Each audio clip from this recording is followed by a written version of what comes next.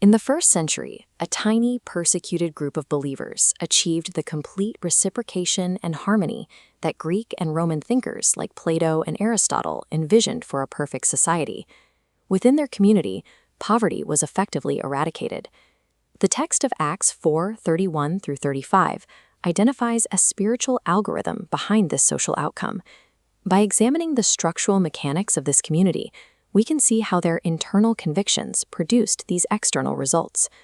Treating this theological text as a blueprint shows how specific spiritual inputs yield tangible social realities. The sequence begins after Peter and John are released from the Sanhedrin. When the believers gather to pray, the immediate output is an urgent public boldness to speak the word of God. The early church operated under a primary mission, proclaiming Jesus and making disciples. In this model, every program, service, and worship gathering is measured by how effectively it aligns with that central frame of proclamation. This mission leads directly to the next variable. The believers were described as being of one heart and soul. Luke uses these specific terms to bridge two cultural frameworks. To his Jewish readers, the heart was the seat of the will and purpose. For his Gentile readers, the soul signified deep intimacy and friendship. By combining these definitions, the text demonstrates that the golden age of unity sought by ancient philosophers was realized through this shared purpose and community intimacy. This unity dictated their economics.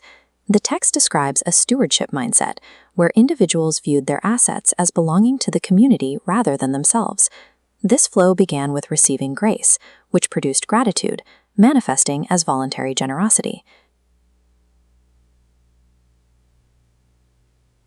Pause the video for a second.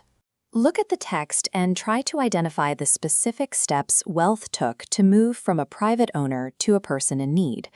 The sequence recorded is specific. Owners sold lands, brought proceeds to the apostles, and funds were distributed to anyone with need. Placing these funds at the apostles' feet was an act of submission, moving resources from individual control to the community's mission. This voluntary submission of resources, driven by gratitude, is what effectively brought the number of needy people in the community to zero. The engine of this entire system was the testimony of the resurrection.